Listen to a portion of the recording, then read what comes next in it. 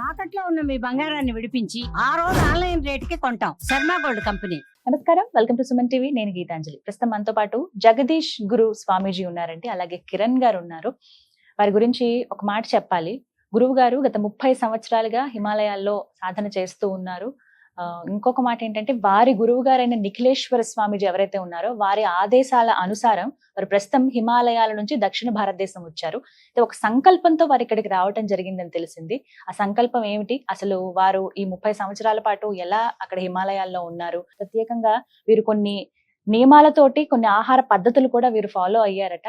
కేవలం చాలా తక్కువ ఆహారం తీసుకుంటూ ఈ విశ్వంతో కనెక్ట్ అయ్యి వారి జీవితం ఉంటుందని చెప్తారు. ఇలా గురువులకి స్వామీజీలకి సంబంధించి తెలుగు కొంచెం అర్థం అవుతుంది, కాకపోతే మాట్లాడడం చాలా కష్టం. కేవలం హిందీలోనే వారు మాట్లాడతారని చెప్పారు. అర్థం చేసుకునే ప్రయత్నం చేద్దాము, భాష కన్నా భావం ముఖ్యం అంటారు కదా. సో వారితో మాట్లాడదాం. అలాగే కిరణ్ గారు, వారు కూడా యోగ సాధన చేస్తూ ఉన్నారు, గురువు గారితో పాటు ఉంటారు. వారి సంకల్పం ఏంటనేది, ఆ సంకల్పంలో తను కూడా ఒక భాగం అయ్యాను నేను కూడా అని చెప్తూ ఉన్నారు. తెలుసుకుందాం. గురువు గారితో ముందుగా మాట్లాడదాం. గురుగారు నమస్కారం అండి. కిరణ్ గారు నమస్తే.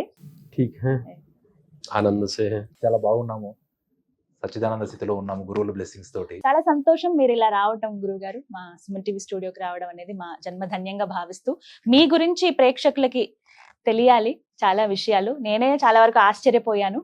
మీకు కొంచెం తెలుగు అర్థమవుతుంది కాబట్టి మీ గురించి తెలియచేయండి. అసలు పేరు వచ్చేసి జగదీష్ గిరి గురువు గారు. గురువు గారు హిమాలయస్ లో ఉంటారు. హిమాలయస్ లో పాండవకోలి అనే ప్రాంతంకు నేను వెళ్ళటం జరిగింది. మా గురువు గారు శర్వానంద గురుగిరి గురుజీ బ్లెస్సింగ్స్ తోటి మహానుభావాన్ని కలవడం జరిగింది. మీరు వేరే గురువు గారి దగ్గర నుంచి ఇలా కనెక్ట్ అయ్యారు? అవును మేడం. అరుణాచలంలో శర్వానంద గురుగిరి గురుజీ ఉన్నారు, ఆనందం పరిపూర్ణ ఆశ్రమము. ఆ గురుజీ బ్లెస్సింగ్స్ తోటి శర్వానంద గురుగిరి గురుజీ అన్నమాట పేరు. ఆనందం పరిపూర్ణ ఆశ్రమం పేరు అరుణాచలంలో ఉంటుంది. ఆ గురువు గారి బ్లెస్సింగ్స్ తోటి ఒకసారి నేను హిమాలయాస్ వెళ్ళటం జరిగింది. హిమాలయాస్ లో పాండవ కోలి అనే ప్రాంతంలో పాండవులు తపస్సు చేసిన ప్లేస్ అన్నమాట అక్కడ. అంటే అక్కడి నుంచి వాళ్ళు స్వర్గానికి వెళ్ళారని పూర్వీకులు చెప్తూ ఉంటారు. అక్కడ బాబాజీ గారు ఒక మోర్ దాన్ 120 years దాటినటువంటి దున్ని ఒకటి వెలుగుతూ ఉంటుంది నిత్యం. ఇప్పటికి 135 years, మోర్ దాన్ 130 years. ఆ దుని ముందు మన బాబాజీ గారు కూర్చుని దర్శనం ఇచ్చారు ఒక రోజు. అక్కడికి వెళ్ళి ఉండటం జరిగింది. మీరు అందరూ వినే ఉంటారు మహావతార బాబాజీ గారిది. ఆ బాబాజీ గారి కేవ్ ఉంది కదా, గుహ. ఆ గుహ దగ్గర నుంచి పైకి వెళ్ళాలి, ఇంకా టాప్ కి వెళ్ళాలి, ద్వారాహట్ కి దగ్గరలో. అక్కడ బాబాజీ గారు పరిచయం అవడం జరిగింది. అక్కడ బాబాజీతో పాటు ఒక కొంత సాధన చేయడం జరిగింది, అక్కడ కూర్చోవడం జరిగింది. బాబాజీ బ్లెస్సింగ్స్ అవి తీసుకుని కొంతకాలం ఉన్నా అనమాట. అయితే బాబాజీ గారు ఇక్కడికి వచ్చిన ఉద్దేశం ఏమిటంటే, బాబాజీ గారు ఇక్కడ 20 సంవత్సరాలు హిమాలయాస్ లో తపస్సు చేసి బాబాజీ గారు అక్కడ నేర్చుకున్న జ్ఞానాన్ని బాబాజీ గారి యొక్క గురువు గారు అందరికి పంచమని, ఆ జ్ఞానాన్ని 10 మందికి పంచమని పంపించారనమాట. అంటే నేను అవును మేడం. मैं हिमालय में 30 साल लगभग रहा। 98 से लेकर 8 से लेकर अभी तक भी मैं हिमालय में, उससे 1-2 साल पहले चला गया था। तो हमको गुरु प्राप्ति हुई है 1990 में। 1990 में ओके। हम समाज में थे। अचानक गुरु जी ने पदार्पण किया हमारे जीवन में। जिज्ञासा बचपन से थी, बहुत छोटी उम्र में से, 3-4 साल की आयु की उम्र में से बड़ी जिज्ञासा थी, मन कहीं लगता नहीं था। आपका माता पिता? माता जब गोद में लेती थी तो मुझे बड़ा आश्चर्य होता था कि ये मुझे क्यों अपनी गोद में बिठा रही है, क्यों मुझसे प्यार करती है। क्योंकि मन में हमेशा एक भाव होता था कि जैसे मुझे कल कहीं जाना है। हर दिन ये भाव होता था, मन से मैं तैयार रहता था, लेकिन कहाँ जाना है नहीं पता है। इसलिए संसार की कोई भी एक्टिविटी जो होती थी गांव में, किसी शादी हो रहा है, ब्याह हो रहा है, किसी का कुछ कार्य जीना मरना होता है, तो किसी चीज में इंटरेस्ट नहीं होता था। जैसा लगता था कि मेरा जीवन कुछ अलग ही है और मैं यहाँ कहाँ आ गया। बहुत छोटी उम्र में 3-4 years। आहिस्ता आहिस्ता ये चीज मेरी बढ़ने लगी। तो 15-16 साल की आयु थी मेरी, तो हमने एक किताब लिखी, बिना पूंछ का जानवर। हाँ, कि मैं मनुष्य ढूंढता था। विद्याभ्यास हो गया आपका? मैं मनुष्य ढूंढता था कि संसार में मनुष्य कहाँ पर है। मैं किसको मनुष्य बोलूं। हम्म उस समय शिक्षा बहुत कम थी, है ना। 50-60 गांव में जाके 2-4 ही व्यक्ति कोई हाई स्कूल इंटर पास मिलते थे, ठीक है ना। तो मैं उनको देखता था सिर से लेकर पैर तक, लेकिन मुझे संतुष्टि नहीं होती थी। इन्होंने शिक्षा ग्रहण करके कुछ परिवर्तन तो है नहीं इनके अंदर। तो शिक्षा का मतलब क्या होता है, मनुष्य का मतलब क्या होता है, मनुष्य किसको कहते हैं, है ना। यही अंदर क्वेश्चन आंसर स्वयं से क्वेश्चन होते थे, स्वयं से आंसर भी होते थे मेरे जीवन में। तो फिर एक समय गुरुजी आए, उन्होंने बोला, दिन में 2:30 बजे का टाइम था। आपका गुरुजी का नाम? परमहंस स्वामी निखिलेश्वरानंद महाराज जी, निखिलेश्वरानंद महाराज जी, जो सिद्धाश्रम के हुए। महायोगी हैं, हाँ। हैं, जो सिद्धाश्रम का संचालन करते हैं। हो। उस सिद्धाश्रम में सूर्य, चंद्रमा, देवी देवता, इनका जानना वर्जित है। आपका एड्रेस कैसे पता चला उनको? ये तो गुरुजी जानते हैं, है ना। मैं इनको थोड़ा बहुत जानता हूँ, इतना सा कण भर। अच्छा। अभी आपने कहा ना कि भाई इनकी आयु क्या है, मुझे नहीं पता है। जितना मुझे आभास हो सका है आज तक, तो मेरे आभास से मेरी स्मृति में लगभग 5000 साल है, जबकि मैं समझता हूँ वो भी कम मैंने बताया। हमारी बुद्धि विवेक उनको समझने योग्य नहीं है, इतना मैं कह सकता हूँ बस। वारे गुरुजी అయితే तो स्वामी निखिलेश्वर। हाँ, तो एक दिन ये आए, इन्होंने दिन में दोपहर में मैं कहीं से आया तो ऐसे ही पलंग में लेटा, आंख बंद करी, आंख बंद करते ही सामने खड़े हो गए। मैं उनके साथ अभी भी मैं उन्हीं के साथ में हूँ। अभी भी? हाँ, गुरुजी यहाँ भी है? बिल्कुल है। हरिओम। और जब उन्होंने आदेश दिया, आदेश की बात में बोल रहा हूँ, उन्होंने आदेश दिया मेरे को 97 में कि तुमको हिमालय में रहना है और 20 साल रहना है।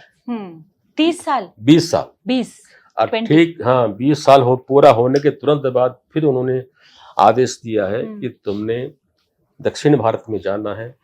जो साधना तुमने की है, जो तुम्हारे अंदर जिज्ञासा थी, तुम्हारी शांत हो चुकी है, अब उस चीज को समाज में बांटना है। हाँ। हिमालय की गुफाओं में रह करके कोई फायदा नहीं है। अपने ज्ञान को जब तक सन्यासी समाज में नहीं बांटता है, तो ऐसा शिष्य मेरा नहीं हो सकता है। हमने क्रिया योग किया, ओके, किया।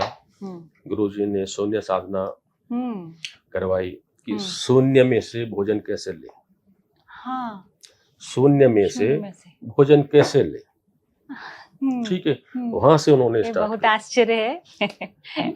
उनके लिए कोई आश्चर्य नहीं है, मेरे लिए भी कोई आश्चर्य नहीं है। जब तक हम साधना में एकाग्र नहीं होते हैं, तब तक साधना नहीं हो पाती। कोई साधना कर रहे हैं, हाँ। हर 10 मिनट बाद हमको कुछ खाना के लिए चाहिए, है, कुछ पहनने के लिए चाहिए, तो साधना में एकाग्र नहीं हो सकते। अखंड एकानंद के लिए, अखंड साधना के लिए एकाग्र भी अखंड होना चाहिए। कल सवेरे में क्या खाऊंगा, भूख नहीं लगा आपको, ठीक है, हाँ। है ना। हाँ। तो वहां से उन्होंने स्टार्ट की हमारी साधना। अच्छा। पहले सबसे पहले शून्य साधना करो, ठीक है। शून्य साधना करने से वायु में से, सूर्य में से जो तुम्हें चाहिए वो तुम ले सकते हो। और पंचभूत से जो तुम्हें चाहिए वो ले सकते हो, वो भी अपनी आवश्यकता के अनुसार, प्रदर्शन करने के लिए नहीं। जो आपको चाहिए वो आप ले सकते हैं। ఎంత అవసరమో అంతనే తీసుకోవాలి। इससे हमें क्या हुआ कि हम हिमालय के किसी भी क्षेत्र में रहे, कहीं भी रहे, बल्कि ऐसी जगह में भी वो हमें ले गए जहाँ हम कल्पना नहीं कर सकते हैं कि हम वहाँ पहुँच सकते हैं। लेकिन वो अपने सामर्थ्य से वो हमें ले गए और साधना हमने की वहाँ। ऐसा 20 इयर्स। हाँ। नीचे समाज के अंदर केवल एक लौंग में हम 3 साल कंटिन्यू रहे, केवल ओनली एक लौंग पे। लौंग, लवंग, या क्लोव्स, लौंग बोलते। इलायची, हाँ, इलायची भी तो मैं अब भी लेता हूँ। हाँ। अगर मैं एक इलायची ले लूं, हाँ। मुंह में तो एक इलायची मेरे लिए 24 घंटे के लिए बहुत है। 24 గంటే हाँ, एक ఓ इलायची మై గాడ్ అమ్మో बहुत है ఒక मेरे लिए। లవంగం ఒక యాలక్కాయ हाँ, పానీ हम्म। పానీ పిసి पानी 1 गिलास सुबह ఓకే మార్నింగ్ ఆఫ్టర్నూన్ ఈవినింగ్ అమ్మో ఎలా ఉంటారు 3 గురుజీ సంవత్సరాలు అసలు ఉన్నారు. 3 సంవత్సరాలు అర్థమవుతుందండి 3 ఏళ్ల పాటు ఒక లవంగం ఒక యాలక ఒక గ్లాస్ మంచినీళ్ళు తాగేవారట రోజు ఇదే వారి ఆహారం 3 ఇయర్స్ ఇలాగే కంటిన్యూ చేశారట फिर एक 6 साल केवल पानी के ऊपर ఆ లవంగం యాలకులు కూడా లేవు और नहीं वो नहीं, और हाँ। शारीरिक श्रम पूरा करना है। హ్మ్, ऐसा नहीं హ్మ్, कि हम भोजन नहीं करते हैं, केवल लौंग लेते हैं, केवल पानी पीते हैं హ్మ్, और हमें काम नहीं करना హ్మ్, है ना। హ్మ్. जितना यंग एज का आदमी काम कर सकता है 25 किलोमीटर कंटिन्यू వాకింగ్ वॉकिंग, ठीक है ना, और सारा काम आश्रम का 10-12 गायों का गोबर निकालना, హ్మ్, उसको साफ करना, 50-60 लोगों का भोजन बनाना, वाह। 12 मंदिर में सफाई करना, पूजा हाँ। करना, ఆ, 2 लगभग 300-400 वर्ग फुट में హ్మ్, डेली झाड़ू मारना, साफ करना, హ్మ్. मंदिर की व्यवस्था अकेले देखना, ఆ. भोजन कुछ नहीं, केवल पानी के ऊपर, एक लौंग के ऊपर। మంచినీళ్ళు ఒక గ్లాస్ మంచినీళ్ళు తాగి నార్మల్ గా ఒక 25 కుర్రోడు ఎలా అయితే పని చేస్తారో అట్లా పని చేసే వాళ్ళు అంటండి అసలు ఓపిక ఎలా వస్తుందో उसमें आपका वेट कम नहीं होना चाहिए, हाँ, ठीक है। हाँ, आप कुछ नहीं खा रहे हैं हम्म। और आपका वेट दिन प्रतिदिन कम हो रहा है, जी आपका उम्र कितना है अभी 65, 65 इयर्स ठीक है ना।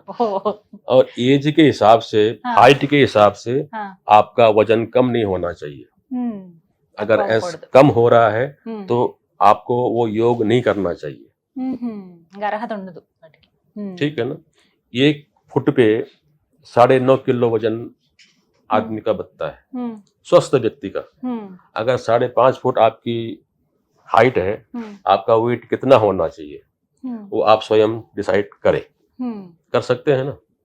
हाँ, फिर आप अगर लौंग में और पानी में रह रहे हैं तो ओवर 8 फिर तो वेट आपका डाउन हो जाएगा।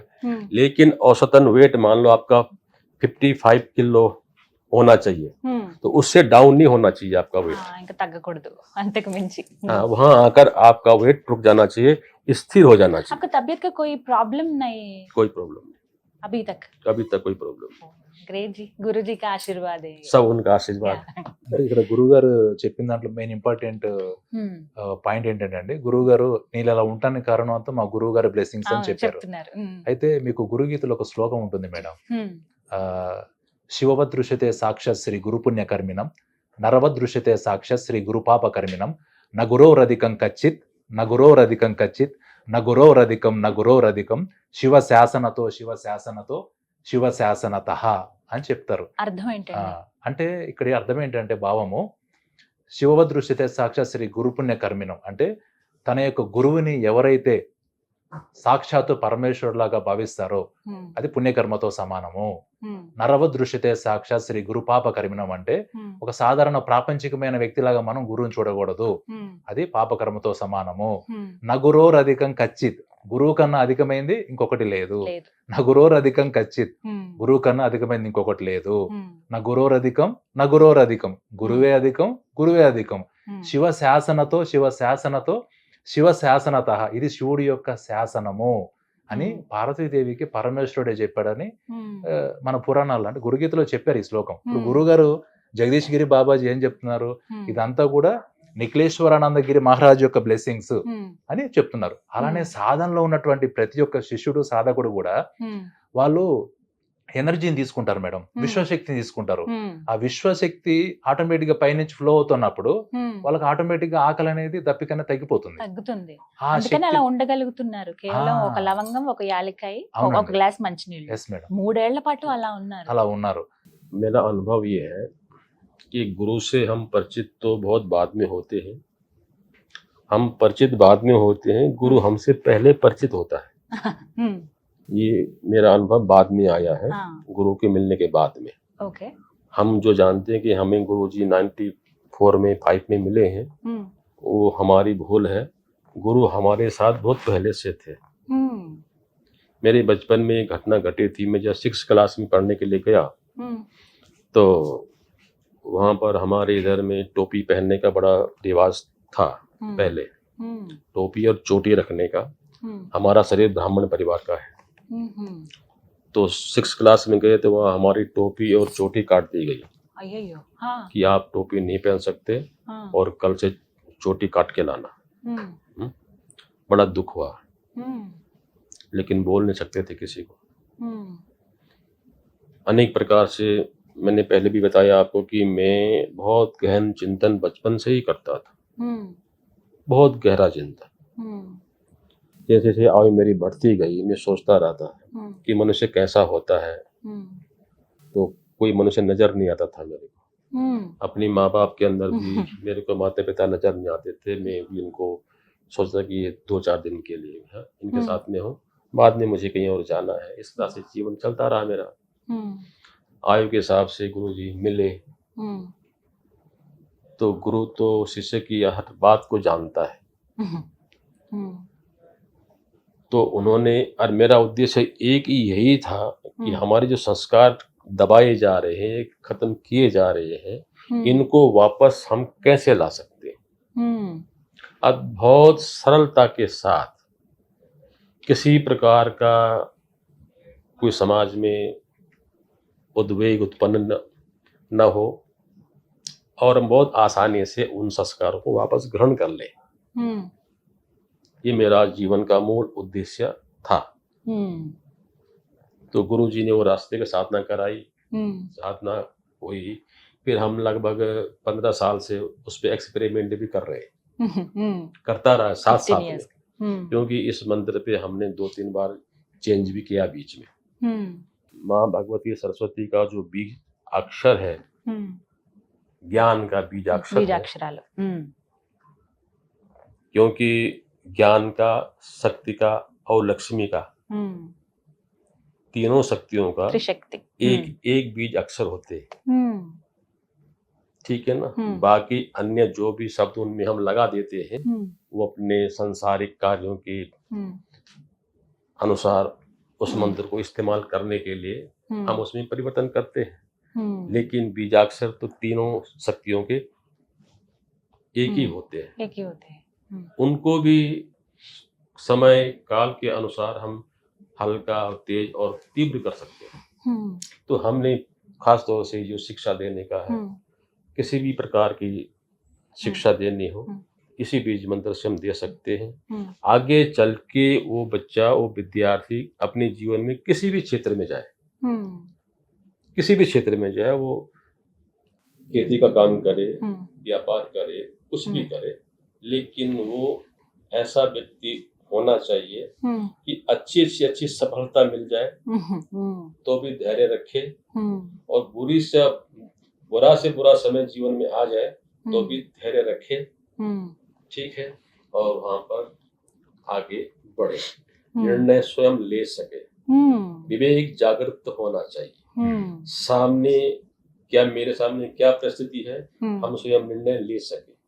आज हम इस समय के जो मैं बात बता रहा हूँ, हम सब के सब हिंदू, हमारी बुद्धि बांध दी गई है, जैसे लकड़ी की गठरी बांधते हैं ना, गठरी बांध दी है, इसको उठा के वहां रख दो तो गठरी वहीं पड़ी रहेगी। हमारे लिए कहा गया, एक दशक वो आया था कि 1 या 2 बच्चियां पैदा कर सकते हैं, तीसरा नहीं पैदा कर सकते। दूसरी कम्युनिटी को बोल दिया तुम जितने मर्जी करो। मुझे सीखना चाहती हूँ वो बीजाक्षर। ठीक है। हाँ। तो आज हजारों लाखों परिवार हिंदुओं के नष्ट हो चुके हैं, जिनका कोई नाम लेने वाला आज है नहीं। हमारे सामने की बात है, जवान बच्चों जिनकी शादी नहीं हुई है, उनको भी फैमिली प्लानिंग करा दिया गया उस समय। बस में कोई बिना टिकट पकड़ा गया, ट्रेन में कोई बिना टिकट पकड़ा गया, जगह जगह कैंप लगे होते थे और जबरदस्ती उनको फैमिली प्लानिंग कर दिया। अभी भाई लड़कों को, ऐसे कई परिवार खत्म हो गए उस समय, लेकिन कोई बोला नहीं। पर 1000-2000 को कट जाना चाहिए, जीवन तो कल दोबारा मिल जाए। लाख 2 लाख कट जाते तो क्या दिक्कत थी, हम्म, है ना। लेकिन उस समय कोई नहीं बोला। हम्म, आज भी अनेक प्रकार से हम्म, हमको दबाया जा रहा है, हम्म, और हम इस क्रिया के द्वारा हम्म, आने वाली पीढ़ी में हम्म, शेर पैदा करना चाहते हैं हम्म, कि जो अपने जीवन में हम्म, शेर वो नहीं होता जो दूसरे को नुकसान दे, हम्म, अपने जीवन को शेर भावना से जिए, हम्म, किसी क्षेत्र में पीछे न रहे, हम्म, किसी को परेशानी न दे, हम्म, है ना? हम्म, सबको अपने अनुकूल ही समझे। हम्म, जैसे मैं हूं वैसे ही मेरे अगल में है, मेरे बगल में है, मेरे सामने है, मेरे पीछे है। हम्म, किसी को कष्ट न दे।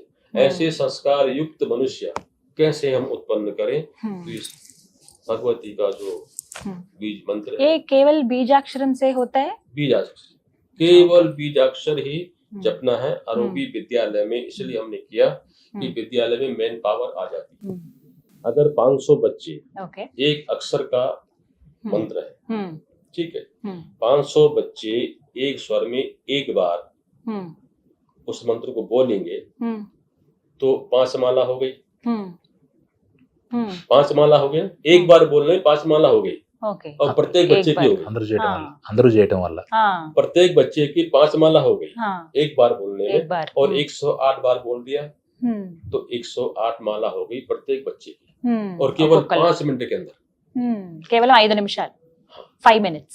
केवल 5 मिनट 500 माला हो जाती है। कोई है ऐसा माता पिता कि जो 5 मिनट में अपने बच्चों के लिए 500 माला जप करवा दे, है ना, और कंटिन्यू 90 डेज अटेंडेंस होनी चाहिए, और 90 डेज के बाद आप बच्चों में परिवर्तन देखेंगे। ओनली 90 डेज, 3 और నెలల్లో 101%। ऐसा नहीं कि एक बच्चा छूट जाए, 2 बच्चा छूट जाए। और विद्यालय हमको रिपोर्ट देगा कि महाराज जी हमारे पास 500 बच्चे हैं या 400 बच्चे हैं, और उनमें से 50 बच्चों पे कोई फर्क नहीं पड़ा है, बाकी सब में इम्प्रूव हो रहा है। अभी तो इम्प्रूव ही होगा स्टार्टिंग में, लेकिन 20, 30 या 50 बच्चों पे प्रभाव नहीं पड़ा है। उसकी जिम्मेदारी कौन लेगा?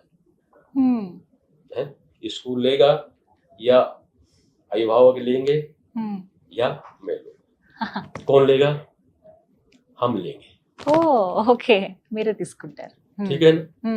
आपने कंटिन्यू बच्चों से मंत्र करवाना है, और केवल 5 मिनट कराना है। टाइमिंग क्या है? टाइमिंग सुबह प्रेयर के टाइम पर, प्रेयर के time, assemble, morning School assemble होता है ना, असेंबली के टाइम टाइम में। में। और आप अगर ईश्वर बुद्धि दे दे उन आचार्यों को, तो इवनिंग में छुट्टी के टाइम पे अगर 5 मिनट कर दे तो आपके विद्यार्थियों का ही भला होगा। केवल स्कूल चिल्ड्रन या कॉलेज चिल्ड्रन? कॉलेज में भी, लेकिन कॉलेज में भी, कॉलेज में students। प्रभाव कम पड़ता है, ठीक है।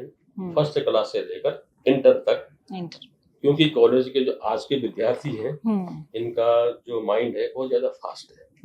ये बात उनके माइंड में घुसेगी, यूं उसके फिर बाहर निकल जाएगा, जंप मार के बाहर आ जाएगी।